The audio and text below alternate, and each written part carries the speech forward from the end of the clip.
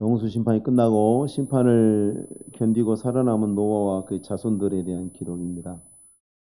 하나님이 홍수의 심판을 초래할 만큼 극도로 부패하고 타락했던 인류는 다 물속으로 사라져 버렸습니다.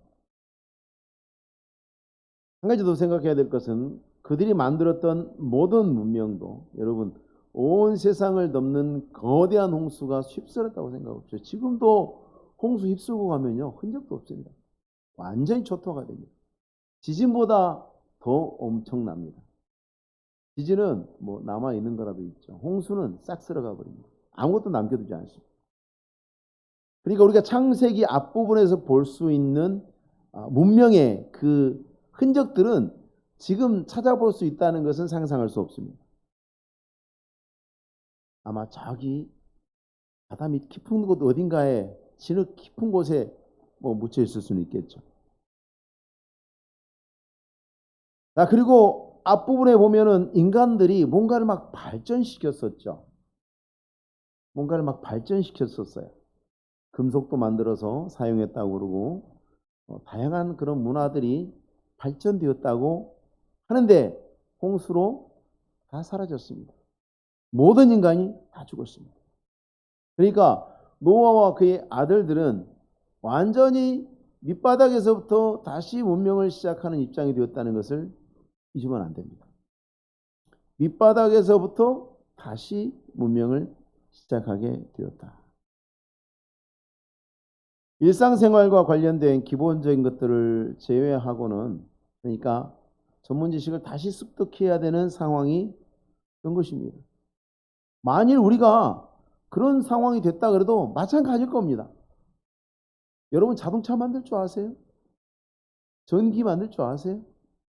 정부는요? LED는요? 못 만들어요, 여러분. 그럼 지금 입고 계시는 옷 만들 수 있을 것 같아요? 신발은 만들 수 있을 것 같아요? 다 전문 영역에 해당되기 때문에 우리는 못합니다, 그런 거.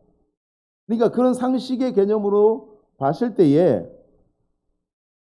이 노아와 그의 아들들이 새로 출발하는 삶은 완전히 처음부터 다시 시작하는 거예요. 다 연구하고 다시 습득해야 되는 그런 문제죠. 모든 것이 새로울 것 같습니다. 그리고 실제로 모든 것이 새롭게 시작해야 되었습니다. 근데 사람은 새 것이 아닙니다. 하나님의 은혜를 입어서 홍수의 심판으로부터 보호를 받아서 홍수 이후에 모든 것이 새로워진 세상에 새롭지 않은 인간들이 다시 시작하는 거죠. 노아와 그 아들들 모두는 죄를 이어받은 아담의 죄를 이어받은 어쩔 수 없는 죄인입니다. 오늘 본문은 모든 사람이 죄를 범하였음에 하나님의 영광에 이르지 못하였다는 성경의 증언을 다시 강력하게 뒷받침해주는 증거가 됩니다. 자, 홍수로부터 구원받은 노아의 세 아들 가운데 함의 이야기가 나오죠. 함과 그의 아들 가나안 이야기가 나옵니다. 셈과 야벳은 자식을 안 낳았을까요? 낳겠죠. 근데 이 사건의 지금 핵심 포인트, 하나님께서 우리가 뭔가를 말씀하실 때에 그 사건과 관련돼서 메시지와 관련해서 필요한 사람들의 이름이 등장하죠. 노아의 세 아들들은 홍수가 끝날 때까지 자녀가 없었습니다. 홍수 이후에 자녀를 낳기 시작했다고 해도 가나안은 함의 넷째 아들입니다. 그러니까 최소한 홍수 8년 이후에 가나안이 태어난 거죠. 또 하나의 단서가 있습니다. 25절입니다. 가나안은 저주를 받아 그의 형제의 종들의 종이 되기를 원하노라. 노아가 굉장히 뜬금없어 보이는 저주를 한 것 같지만 그렇지 않습니다. 자, 이 대상은 넷째 아들 가나안을 지목하고 있습니다. 노아가 화가 나서 그냥 격한 감정에 무지성적으로 화풀이로 저주를 했다고 생각하시면 안 됩니다. 그렇지 않습니다. 비록 노아가 범죄하긴 했지만 새로운 인류의 머리와 같은 존재였습니다. 하나님께서 노아에게 새로 시작하는 인류의 지도자로서, 리더로서, 소위 제사장으로서 세웠습니다. 자, 가나안은 그 아버지 함과 같이 노아의 신앙, 노아가 따랐던 그 하나님을 경외하는 신앙으로부터 멀어진 사람이다 생각할 수 있습니다. 그리고 가나안이 어린아이가 아니라는 것도 생각하셔야 됩니다. 성경은요, 한결같은 어떤 입장이 있습니다. 신약과 구약이 마찬가지입니다.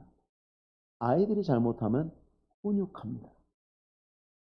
반드시 아이들은 훈육이라는 방법을 씁니다. 성인에게는 이제 책임이 뒤따릅니다.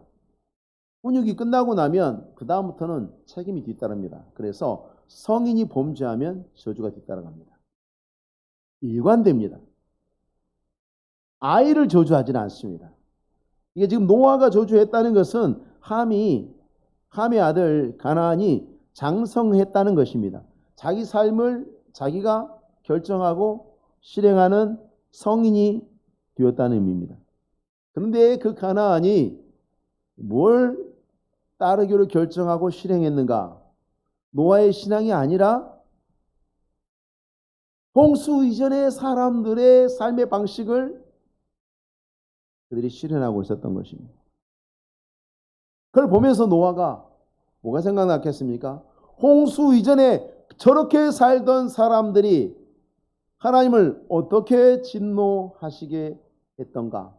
그로 인해서 우리는 어떤 징벌을 받았던가? 홍수 이전에 그 패역한 시대에 살았던, 세상을 죄로 가득 채우고 더럽혔던 사람들을 떠올렸을 것입니다. 가나안은 노아의 손자입니다. 할아버지가 손자에게 이렇게 말한다? 어려운 이야기죠. 그런데 진리는 진리입니다. 그리고 노아는 제사장이었죠. 국장이었습니다. 하나님 앞에 책임 있는 사람이었기 때문에 진리에 대해서 지금 선포하고 있는 것입니다. 어떤 사람이 목사고 장로라고 자기 손자가 신앙생활 안 하는데 너는 잘되고 복받을 거야, 너는 천국 갈 거야 라고 말하면 안 되는 것입니다. 예수를 믿는 사람 외에는 구원의 길이 없다고 하나님 말씀하셨기 때문에 그리 말해야 합니다. 노아는 지금 그 이야기를 하고 있는 것입니다. 가나안이 종이 되어야 한다. 하나님이 무슨 말씀을 하시고자 하는 것일까요? 가나안은 죄를 상징적으로 대표하는 인물입니다. 홍수 이전에 범죄함으로 살아가던 사람들의 그 삶의 방식을 지금 실현하고 있는 상징적 인물입니다. 그래서 노아는 죄에 대한 운명과 이후를 살아가는 모든 사람들이 어떠해야 하는지 사명에 대해서 말하고 있는 겁니다. 그래서 죄는 종이 되어야 된다.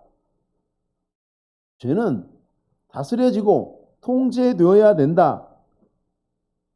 그렇지 않으면 어떤 일이 벌어질 것인가? 죄가 주인이 되면 세상을 망치고, 사람의 주인이 되면 사람을 망치고 말 것이다. 이 이야기는 창세기 앞부분에 하나님이 가인에게 하셨던 말씀 그대로입니다. 하나님께서 가인에게 하셨던 경고, 창세기 4장 7절 말씀에 죄가 문에 엎드려 있느니라. 죄가 너를 원하나 너는 죄를 다스릴지니라. 죄가 문에 엎드려 있느니라. 죄가 너를 원하나 너는 죄를 다스릴지니라. 죄의 종이 되지 말고 죄를 다스려라. 부모가 자녀에게 미치는 영향이 좋지 않다고 볼 수 있죠. 언제나 많이 영향을 미칩니다. 노아에 대한 함의 행동으로 봤을 때에 함의 그 잘못된 태도는 함의 삶의 일부분을 보여주는 겁니다. 해프닝이 아니에요, 여러분. 함의 삶의 일부를 보여주는 것입니다. 홍수가 끝난 이후에 함은 경건한 삶을 살지 않았다는 뜻이죠. 그 아들 가나안이 그것을 보고 그 뒤를 따라간 것입니다. 함이 어떤 사람이었을까? 가나안의 이름을 보면서 추정해 볼 수 있습니다. 가나안, 굴복하다, 굽히다라는 의미가 있는 히브리어입니다.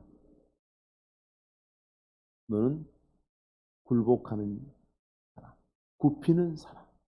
우리 자녀들 이름에 그런 한자 씁니까? 패자 들어간 거 보셨습니까? 패할 패자 쓰는 거 보셨습니까? 죄를 이름으로 쓰는 거 보셨습니까? 비루하다 뭐 그런 단어 쓰는 거 보셨습니까? 안 쓰죠? 안 씁니다. 이름을. 그런 이름을 안 씁니다.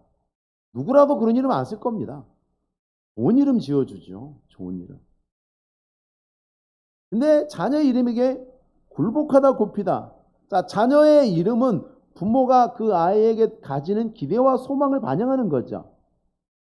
그래서 옛날에 우리 부모님들은 여자분들 이름에 주로 네가 밝았으면 좋겠다, 기뻤으면 좋겠다, 성숙했으면 좋겠다. 그래서 뭐 희자, 숙자, 뭐 그 많이 그런 단어를 많이 썼단 말입니다.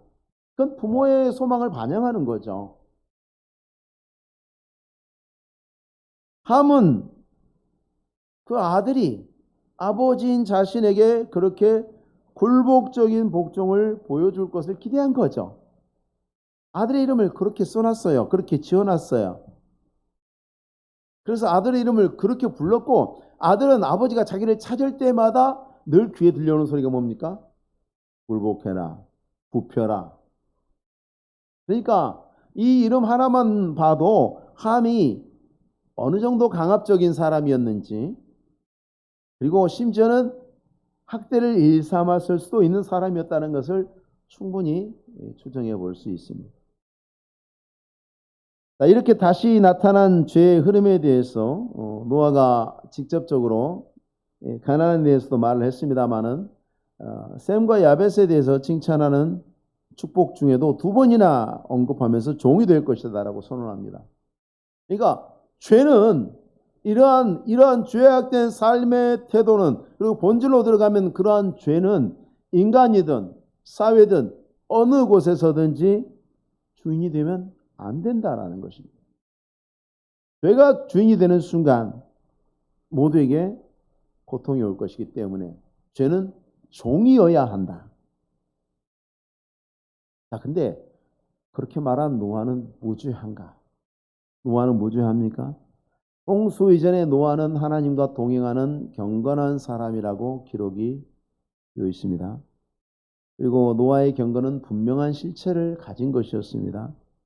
홍수 이후에 노아가 350년을 더 사는 동안 어떤 모종의 변화가 분명히 있었습니다. 노아가 포도주 만취 사건은 한 번 벌어진 해프닝으로 보시면 안 됩니다. 볼 수 없습니다. 21절에 포도주를 마시고 취하여, 우리 성경에는 번역이 안 되어 있습니다만은 그 포도주입니다. 그 포도주. 그 포도주. 그럼 뭘 의미하는 걸까? 우리는 두 가지를 추정해 볼 수 있습니다. 그 포도주. 그라는 것은 이 이야기를 보고 듣는 사람들이 아는 거죠. 그러면 이 시대의 그는 뭐겠습니까? 홍수 이전을 말하는 겁니다. 홍수 이전. 홍수 이전에 있던 포도주를 노아가 만든 거죠. 우리 본문에 보면 포도가 놀라운 변신을 한 것 같아요. 20절에 노아가 농사를 시작하여 포도나무를 심었더니 포도주를 마시고 취하여. 20절과 21절 사이에 행간에 뭐가 있습니다. 뭐가 있겠습니까? 여러분 마트 가서 포도 사서 드시면 취해요? 취합니까? 포도 사서 갖고 오는 동안에 와인이 됩니까? 그럼 와인이 하나도 안 비싸야 되죠. 와인이 왜 비싸죠? 중간에 인간의 노동력이 들어가요. 아주 기술이 들어가요. 그렇기 때문에 포도보다 와인이 비싸지는 거예요. 뭔가 노동력과 시간이 들어갔기 때문에 나오는 것이지 그냥 되는 건 아니란 얘기죠. 그러니까 20절과 21절 사이에는 노아가 포도주를 만든 거예요. 홍수 이후에 제단을 쌓았던 노아가 홍수 이전에 사람들이 범죄하는 데 사용했던 그 포도주를 만든 거죠. 그리고 그것에 만취했습니다. 성경이 그 포도주라고 한 것은 바로 홍수 이전에 존재했던 포도주를 가리키는 것이면서 동시에 노아가 그 발효된 포도주의 위험성을 알고 있었다는 것을 또 말해줍니다. 저거 많이 마시면 어떻게 된다라는 것을 알고 있었다는 말이죠. 아무리 술 센 사람도 많이 마시면 해가 됩니다. 그렇죠? 본인이 원하든 원하지 않든 그렇게 됩니다. 누구든지 그렇게 만들 수 있습니다. 왜? 해가 될 때까지 먹이면 해가 됩니다. 우리는 그것을 알고 있습니다. 왜? 우리가 직접 경험하지 않아도 우리는 얼마든지 길에서 볼 수 있어요. 거리에서 볼 수 있어요. 볼 수 있고 아는 예언들이죠. 그래서 하나님이 노아가 아는 그 일을 자기가 하고 있다는 것을 지금 말씀하시는 거예요. 그 포도주. 노아는 자신이 만든 포도주가 뭘 의미하는지 그리고 그것을 만취하도록 마시면 어떤 결과를 가져오게 될지 정확하게 알고 있었습니다. 그리고 알면서도 했습니다. 이 포도주 사건은 홍수 전에 의를 전파하는 사람이었고 하나님과 동행하는 사람이었던 노아가 홍수 이후에 경건한 삶에서 멀어졌다는 것을 보여줍니다. 홍수 이후에 노아의 기록은 이 포도주 사건 외에 노아가 몇 살에 죽었더라만 있습니다. 노아의 죽음만 기록하고 있습니다. 그러니까 범죄한 이후에 노아가 홍수 이후에 그의 삶이 믿음에서 멀어지면서 노아의 삶은 하나님이 주목하실 만한 열매가 없었다는 뜻이에요. 안타깝게도. 노아가 취하여서 자기 장막 안에서 벌거벗은 것 또한 노아의 생활 전반에서 그가 경건에 힘쓰지 않은 결과로 충분히 여길 수 있는 것들입니다. 말씀과 기도에 전념하는 사람이 포도주 만들고 그 포도주 위험성을 알고 있으면서도 만취하고 장막에서 그처럼 발가벗고 있고 그런 행동을 한다는 것은 생각하기 어렵죠. 그래서 노아가 노년의 경건 생활이 그 전과 비교할 수 없는 그렇게 망가진 모습이었다라는 것을 봅니다. 그런 중에도 하나님께서는 그런 중에도 이 난리통에도 노아에게 성령으로 감동하셔서 앞으로 있을 인류의 미래에 대해서 예언하게 하십니다. 이 두 장면이 너무 웃겨요. 안 맞아요. 그림이. 그렇잖아요. 포도주를 마시고 취해서 장막 안에서 벌거벗고 있는 노아와 24절에 노아가 술이 깨서 그리고 나서 성령의 감동하심으로 25절부터 27절까지 앞으로의 인류의 역사에 대해서 예언하는 이 내용이 연결되기가 좀 하나님 술 좀 다 깨고 난 다음에 나가서 세수 좀 하고 목이 좀 하고 와갖고 정신 좀 차리고 가지런히 좀 하고 한다면 그럼 얼마나 좋겠어요. 술이 깨자마자 어쩌면 노아에게 지금 아직도 한참 술 냄새가 나고 있을 수도 있어요. 이거 너무 웃기지 않습니까? 상황을 한번 보세요. 이 상황을 한번 보세요. 이 지금 예언하고 있는 노아가 예언할 시간과 장소와 지금 여러 가지 배경이 안 어울려요. 소위 말하면 폼이 나지 않습니다. 폼 납니까? 선지자답습니까? 이게 인류의 그 장구한 역사에 앞으로 이루어질 역사에 대한 예언을 하는 이 지금 타이밍이 적절해 보입니까? 아닌 것 같지 않습니까? 이게 좀 이상하다 좀 간격이 있었으면 좋겠는데 왜 하나님이 이렇게 딱 붙여놨을까? 읽는 사람 불편하게 그런 생각이 들 수도 있습니다. 근데 성경의 모든 예언이 다 그렇습니다. 완벽하고 흠없는 인간이어서 하나님의 영을 받아서 예언하는 것이 아닙니다. 그런 것이 아닙니다. 이런저런 부족함과 흠을 가진 인간을 통해서 성령께서 놀랍도록 완전하게 하나님의 뜻을 나타내시는 것이 그것이 성경의 말씀입니다. 홍수 이후에도 모든 죄를 물로 심판하신 이후에도 죄는 여전히 살아남은 노아와 노아의 아들들 가운데 살아남아 있습니다. 이 모습을 통해서 우리는 모든 인간이 죄의 소나기에서 빠져나올 수 없는, 결코 스스로 헤어날 수 없는 가엾은 존재라는 그런 사실을 다시 확인할 수 있습니다. 동시에 하나님은 셈을 축복하심을 통해서 그 와중에도 어떤 희망의 빛을 보여주시는데 그 빛이 무엇이냐? 하나님 자신이죠. 하나님께서 하나님의 영으로 감동하셔서 노아로 하게 하신 말씀이 뭐냐? 셈의 하나님 여호와를 찬송하리로다. 이것도 우리가 쉽게 이제 이해가 안 되는 부분. 하나님이 성령으로 감동해서 하나님을 찬송해라. 그 하나님은 어떤 하나님이신가? 셈의 하나님이 되시는 하나님이시다. 죄악된 본성으로 망가진 사람들 가운데에 하나님이 셈과 야벳을 택하신 거죠. 그래서 셈의 하나님으로 불리우십니다. 그리고 하나님이 택하신 자들의 하나님으로 불리우시는 것을 기뻐하시고 야벳 또한 하나님이 함께 하시는 셈으로 인해서 복을 받을 것이다.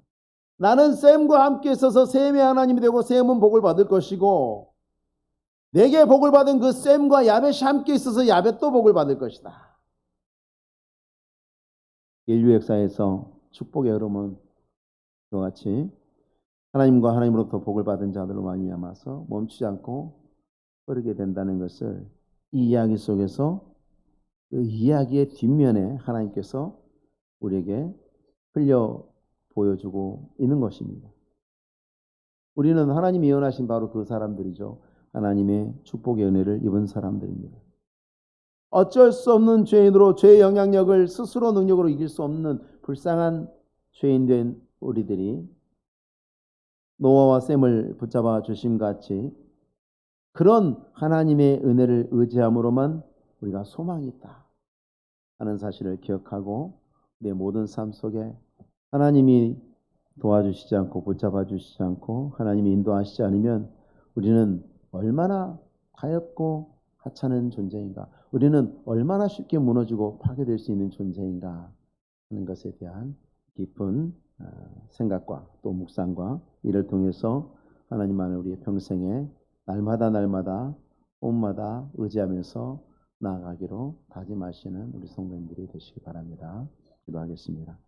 거룩하신 하나님 감사합니다. 오늘도 은혜를 주셔서 믿음의 종들이 하나님 앞에 나와서 기도하며 예배하며 영광 돌렸습니다. 주께서 우리 가운데 거하심이 얼마나 감사한지요. 부족하고 연약한 자들이 주님만을 의지할 때에 주님께서 셈의 하나님이 되시며 믿음의 종들의 하나님이 되셔서 그들에게 복을 주시고 그들을 인도하신 같이 우리의 평생의 삶이 주 앞에서 그와 같게 하옵소서.